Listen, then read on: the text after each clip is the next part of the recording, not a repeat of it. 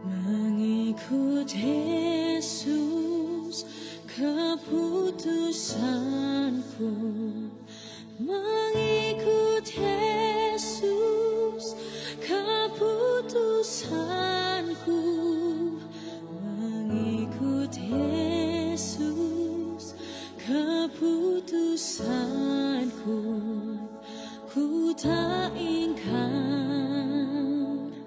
ku tak ingkar.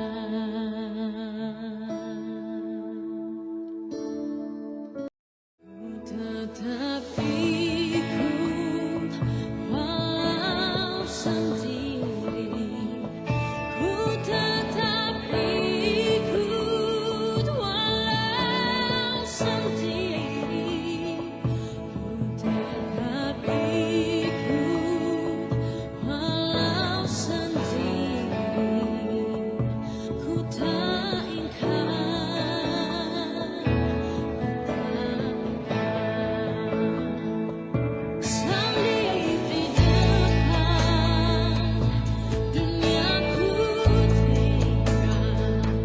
Salib di depan, duniaku tinggal.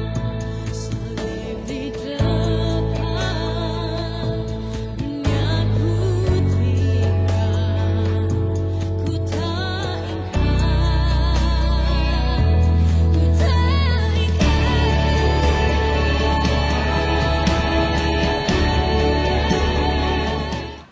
Ya Bapa di dalam surga, di saat ini kami akan kembali membaca dan merenungkan firman-Mu.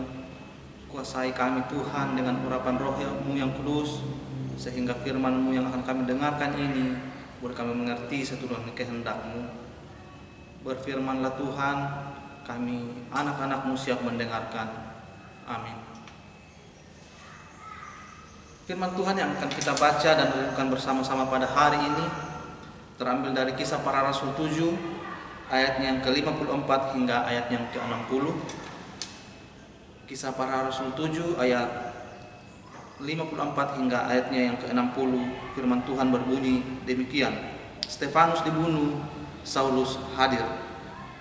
Ketika anggota-anggota mahkamah agama itu mendengar semuanya itu, sangat tertusuklah hati mereka. Maka mereka menyambutnya dengan gertakan gigi. Tetapi Stefanus yang penuh dengan Roh Kudus menatap ke langit, lalu melihat kemuliaan Allah dan Yesus berdiri di sebelah kanan Allah. Lalu katanya, sungguh aku melihat langit terbuka dan Anak Manusia berdiri di sebelah kanan Allah. Maka berteriak-teriaklah mereka dan sambil menutup telinga serentak menyerbu dia. Mereka menyeret dia keluar kota lalu melemparinya. Dan saksi-saksi meletakkan jubah mereka di depan kaki seorang muda yang bernama Saulus. Sedang mereka melemparinya, Stefanus berdoa, katanya, "Ya Tuhan Yesus, terimalah rohku." Sambil berlutut, ia berseru dengan suara nyaring, "Tuhan, janganlah tanggungkan dosa ini kepada mereka." Dan dengan perkataan itu, meninggallah ia. Saudara-saudara yang sama dikasihi Tuhan, firman Tuhan hari ini kita akan renungkan bersama-sama, dan saya memberi judul sengsara versus bahagia. Saudara-saudara sekalian, bila kita diberi dua pilihan, pertama sengsara dan pilihan yang kedua adalah bahagia, saya yakin dan percaya bahwa kita akan memilih pilihan yang kedua, yaitu bahagia. Dan sangat mustahil untuk kita memilih pilihan pertama, yaitu sengsara. Kita sebagai manusia tentu akan berusaha semaksimal mungkin, menggunakan segala daya, upaya, kerja keras kita untuk menggapai sebuah kebahagiaan. Saudara-saudara, mengapa kita manusia menghendaki sebuah kebahagiaan? Atau apakah itu kebahagiaan, saudara-saudara? Dari arti katanya, menurut Kamus Besar Bahasa Indonesia, bahagia adalah keadaan atau perasaan senang dan tentram, jauh dari segala hal yang menyusahkan. Itulah mengapa kita selaku manusia berusaha untuk mencari kebahagiaan. Kita mau mendapatkan suasana yang senang, tentram, jauh dari hal-hal yang menyusahkan. Nah, lalu kenapa kita menghindari kesengsaraan? Ya jelas, karena sengsara ini adalah kesulitan dan kesusahan hidup. Tidak ada kita yang mau sulit dalam menjalani kehidupan ini, atau tidak ada kita yang mau susah dalam menjalani kehidupan ini, saudara-saudara. Mengapa kita? Ada satu pertanyaan yang menarik soal kebahagiaan ini, saudara-saudara. Apakah orang-orang yang merasa atau mengaku bahagia tidak pernah merasakan atau mengalami kesengsaraan atau kesusahan atau kesulitan dalam hidupnya? Pertanyaan ini bisa kita jawab dari firman Tuhan yang kita baca pada saat ini. Kisah Rasul pasal 7 ayat 54 hingga ayat yang ke-60. Stefanus ini seorang pengikut Yesus yang begitu setia, imannya sangat luar biasa. Ia diadili, dan di dalam pengadilannya itu dia harus mengalami akhir hidup yang tragis, saudara-saudara. Meninggal dengan cara dilempari batu. Tuduhan yang disangkakan kepada Stefanus adalah tuduhan penistaan agama atau penodaan agama, saudara-saudara. Jadi persoalan penistaan agama atau penodaan agama itu sebuah cerita yang sudah lama, saudara-saudara. Bukan hanya baru-baru ini saja, tapi semenjak di zaman Yesus penistaan agama itu sudah ada. Tuduhan penistaan agama itu sudah ada. Bahkan Yesus sendiri pun disalib dengan alasan penistaan agama. Perenungan kita saat ini bukan mau berbicara soal kasus penistaan agama yang dilakukan oleh Stefanus, bukan itu, saudara-saudara. Tetapi kita mau merenungkan bagaimana luar biasanya Stefanus dalam menghadapi tuduhan hingga tragedi yang menyebabkan kematiannya. Ini yang kita mau baca, kita mau renungkan bersama-sama, saudara. Pada ayat yang ke-60, firman Tuhan yang kita baca hari ini berkata, sambil berlutut ia berseru dengan suara nyaring, Tuhan, janganlah tanggungkan dosa ini kepada mereka. Dan dengan perkataan itu meninggallah ia. Ini pernyataan atau ungkapan yang luar biasa, saudara-saudara, yang keluar dari mulut seorang Stefanus. Di tengah ia dilempari karena rasa amarah dan benci, justru ia berdoa agar orang-orang yang melemparinya tidak mendapat balasan dari Tuhan. Luar biasa, bukan? Stefanus sementara dilempari, saudara-saudara, dengan rasa amarah dan benci, tetapi Stefanus justru mendoakan orang-orang yang melemparinya agar dikasihi oleh Allah. Apakah karena Stefanus tidak merasakan sakit, saudara-saudara, sehingga ia mendoakan mereka? Bukan. Justru karena lemparan-lemparan batu itulah Stefanus kemudian meninggal. Stefanus mampu berbuat atau berbicara seperti itu karena ia dikuatkan oleh Roh Kudus. Bila kita menganalisa ucapan Stefanus ini, jelas bahwa di dalam diri Stefanus tidak ada rasa benci, tidak ada rasa kecewa, tidak ada rasa dendam, tidak ada amarah terhadap orang-orang yang menganiayanya. Sehingga ia mampu mengucapkan kalimat yang luar biasa itu. Saudara-saudara yang diberkati oleh Tuhan, dari perkataan Stefanus pula pada ayat yang ke-60 ini, kita juga dapat mengatakan bahwa oleh karena tidak ada rasa benci, tidak ada rasa dendam, tidak ada rasa sakit hati, maka dalam menghadapi pergumulan hidup sekalipun, dalam mengalami tragedi itu sekalipun, Stefanus merasakan kebahagiaan yang luar biasa. Ini poinnya, saudara-saudara. Ini atau di awal perenungan kita pada saat ini, kita mendengarkan pujian mengikuti Yesus keputusanku. Ini di dalam pelengkap Kidung GKST terdapat di dalam pujian 163, PKG 163, mengikuti Yesus keputusanku. Mungkin bagi saudara-saudara sekalian, lagu ini biasa-biasa saja, tapi bagi saya, saudara-saudara, pujian ini mengandung pengakuan iman yang luar biasa. Dan tahukah saudara-saudara bahwa ada cerita yang melatari lagu ini?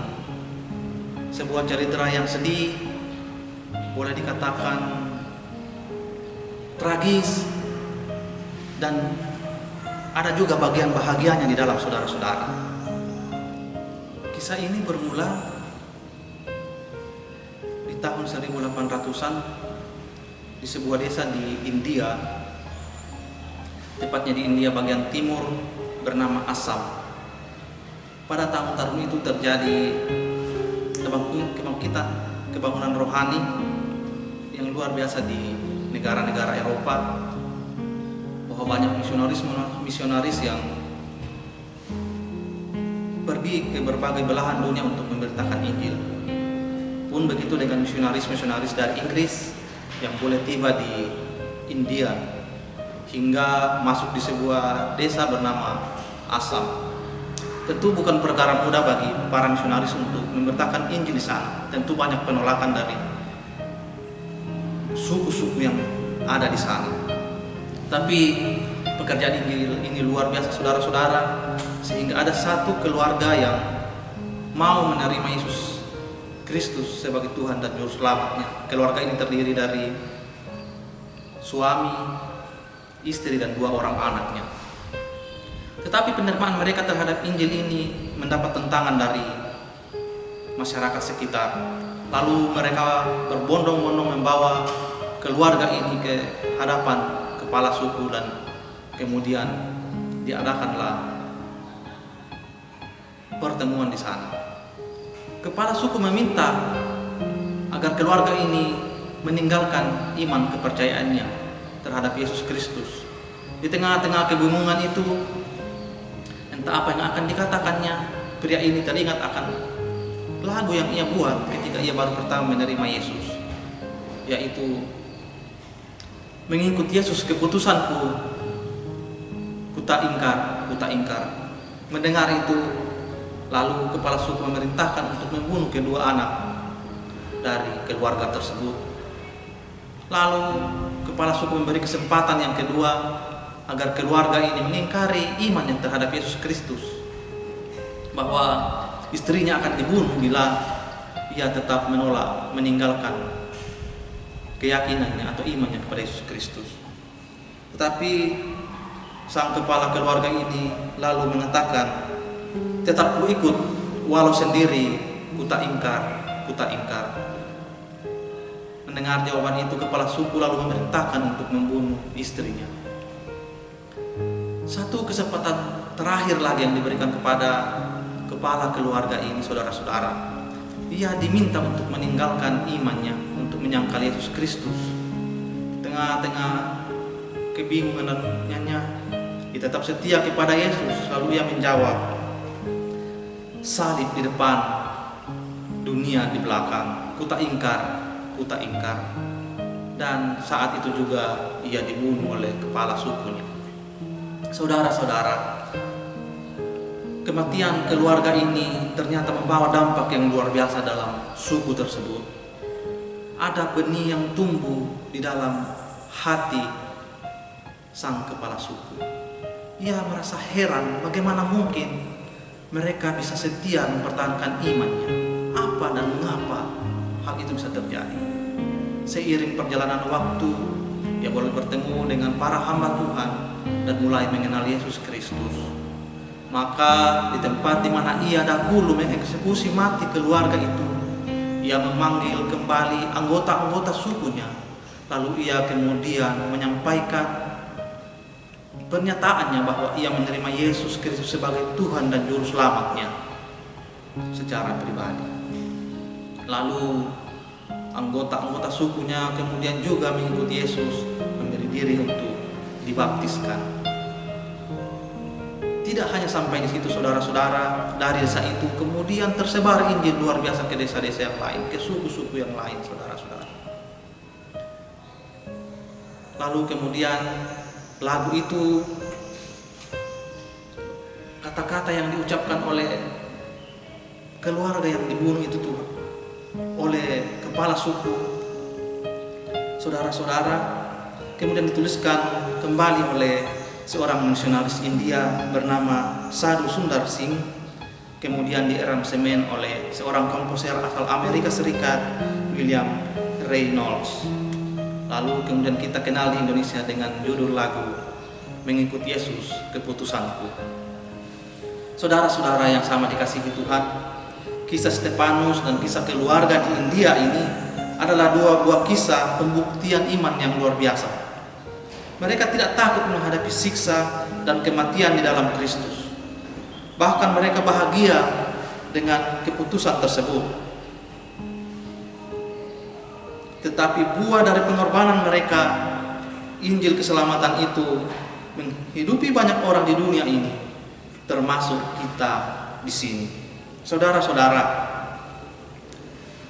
apakah kita juga sudah benar-benar mengasihi Tuhan? Apakah kita juga sudah benar-benar komitmen mengikut Kristus? Saudara-saudara, mungkin kita tidak akan menjadi martir seperti Stefanus atau keluarga yang ada di India, saudara-saudara. Tetapi bila kita sungguh-sungguh telah berkomitmen mengikut Kristus, maka salah satu musuh terbesar kita adalah diri kita sendiri, saudara-saudaraku. Beranikah kita untuk membunuh rasa angkuh dalam diri kita?